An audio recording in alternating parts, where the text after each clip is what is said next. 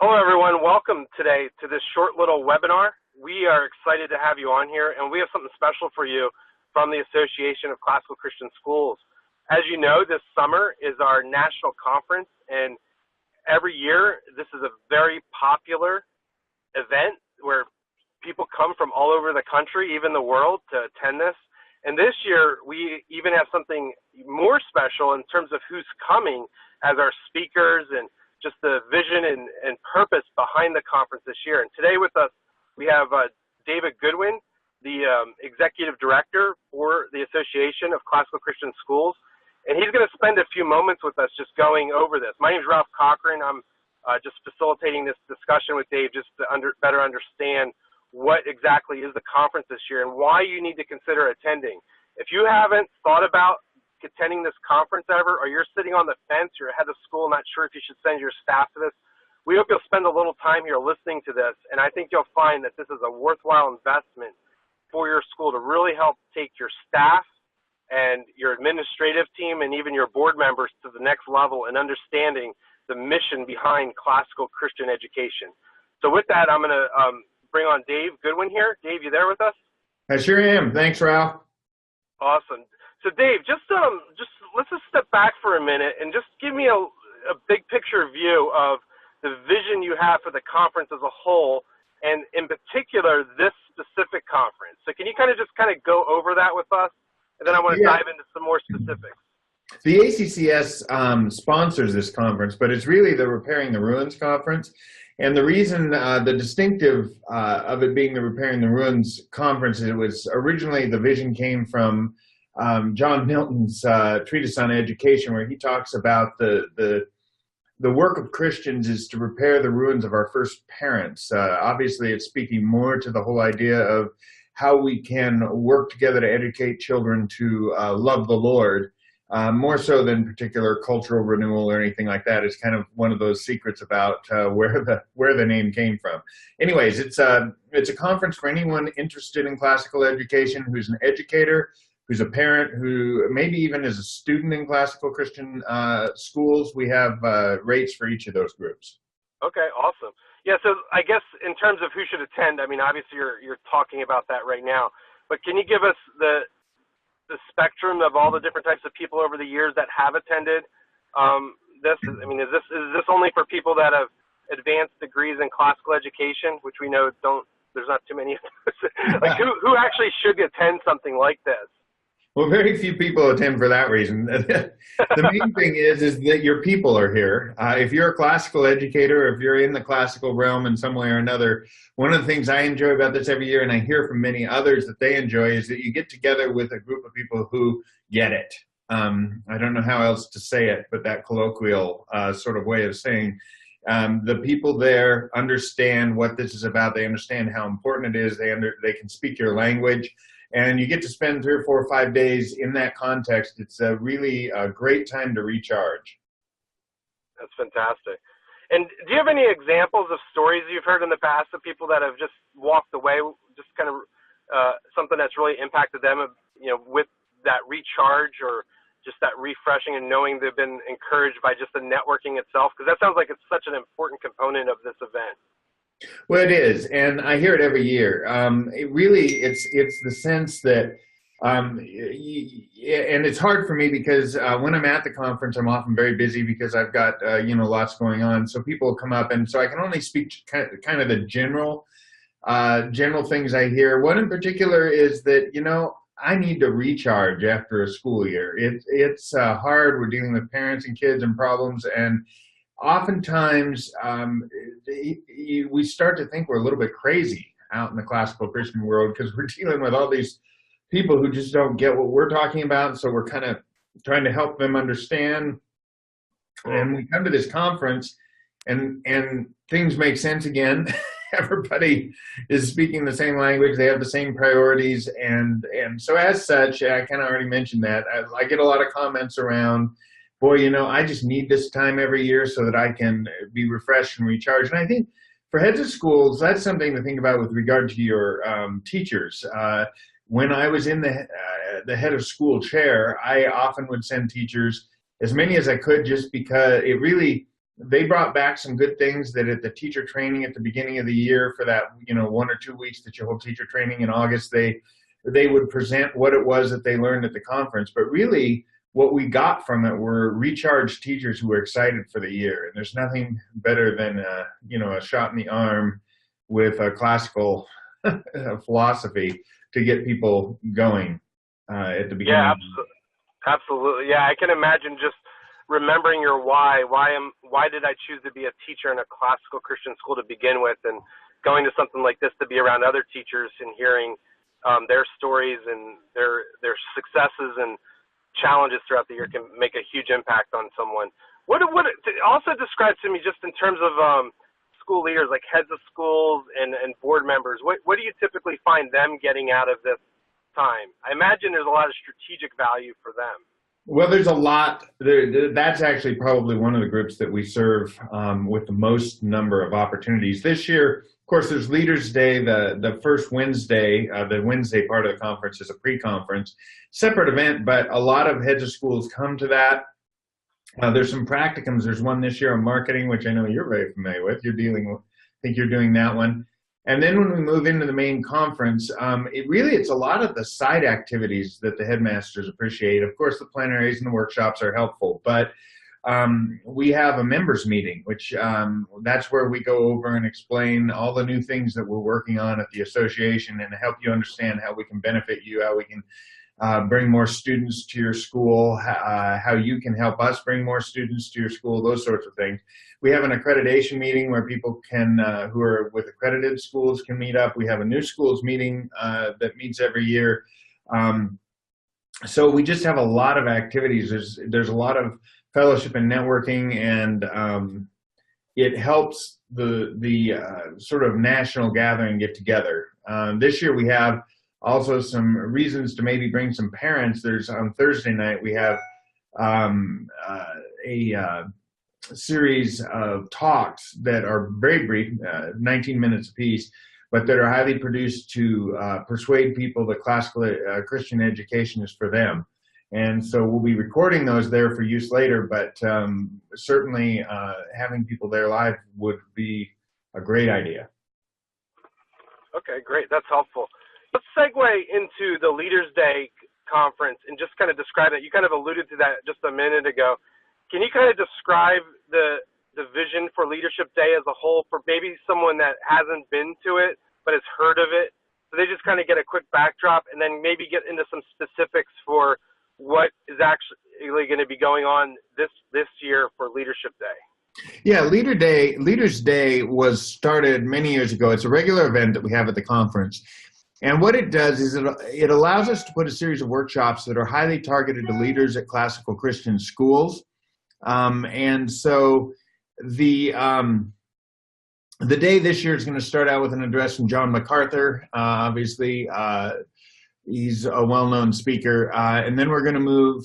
We've got a strategic planning workshop with Keith Nix, who's one of the best in the business on that for sure. We have some board training that's going to happen. We also have a workshop on lawsuits and sort of the boring details of how to keep your school in the safe space there. We have something on some financial statements, so you can tell some of this stuff is pretty pedestrian, but it's important for those who lead schools. There's crisis management talk that's going to be given by Leslie Collins, whose school was flooded last year in the Houston floods. So that will be something that will be good to hear. And then there's some personnel stuff, like how do you conduct a head of school search? We've got a couple of different search people working on that. One of our key speakers this year is Gordon Pennington. He's a very, very well-spoken and interesting man who is a huge fan of classical Christian education. He's done a lot of Christian work, from the Truth Project to various missions work around the world. He used to be the head of marketing for Tommy Hilfiger, so he has a lot of background to bring there, and so he'll be an interesting speaker. We also have some marketing. opportunities. I think there's 3 workshops in the afternoon on that. That's always an important thing for leaders of schools anyways. Of course, our budgets are all driven by the bottom line, and we need to have students in the seats, so that's the goal there. And then there's even kind of wrapping up the day, there's going to be a talk about the first 10 years, how to start a school and move it through 10 years of operation. Okay, great. Yeah, and that's interesting because I heard you mention during the regular conference you have some of these side meetings. You mentioned for new schools you have some things going on there even during the regular conference. It sounds like you have something on Leaders Day too for helping newer schools. Did you want to comment on some of the things that are going on just threaded throughout the entire conference that would be useful for people that are looking at starting a school or just someone that's a younger school, maybe under 5 years? Yeah, well, let's start with Wednesday. On Wednesday, we also, in addition to Leaders Day, we have a practicum. So there's 4 practicums. One of them is on marketing, and that will be particularly helpful for new schools because, of course, one of the it's focused, I think, heavily on the internet marketing side. You can probably address that a little bit because I know you're involved in that one. But I think that would be a good starting place for a new school. And then the next day, new schools, clearly there's a number of workshops that are targeted for schools that are just starting up. And we have, in particular, a foundations track for new teachers as well. So if your school's new or if you just have new teachers, this particular track is designed to take a teacher from kind of first exposure to classical education through to being able to fundamentally understand the big differences. Anybody who's been involved in classical education knows that these differences are pretty substantial. It's a very practical track. And then we have get together for new schools that happens every year. I think it's Friday. It's the last workshop of the day. So we've got quite a few opportunities there. Okay, great. Yeah, and I'll just comment on the marketing practicum real quick. And if you can maybe fill in on some of the other practicums so people understand. The practicums go from roughly the afternoon until the evening, and it's a whole different track that you can basically sign up for on Leaders Day.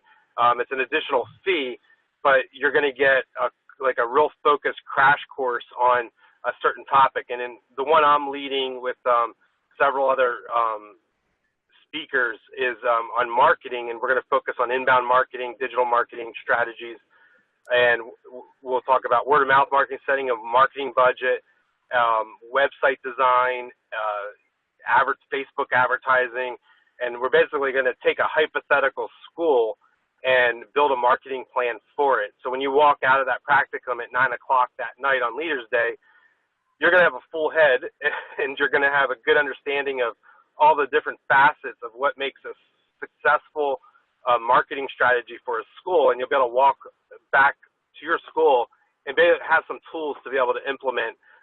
We hope right out of the gate. So that's kind of what we're focused on. Do you want to comment on maybe some of the other practicums so people get a sense for what those are about, the themes? Well, now I want to attend yours. That sounds like it. That's pretty good to come out of there with a plan. Yeah, and all the practicums are that way. They start at 1 o'clock in the afternoon. They go till about 8, 9. I know that seems like a long time, but what we hear repeatedly over the years is that teachers will come in or administrators will come into a 1-hour workshop and they get some good ideas, but that's about all they can walk away with. And so what we started these practicums to say, look, if we really want to influence or impact somebody in such a way that they come away well-trained to do their job, that's what the practicum is for. So I was talking to a teacher just a few hours ago, actually, who went to the rhetoric practicum last year. She said she learned more in that practicum than she had. She's quite well educated as a rhetoric teacher. I won't go into her bio, but she has a very impressive bio. And, you know, she just raved about how much she was able to take away from that practicum. So I think this year we've got a science practicum, which really deals with the natural history and philosophy. Wonder, work, wisdom, and worship is what it's called.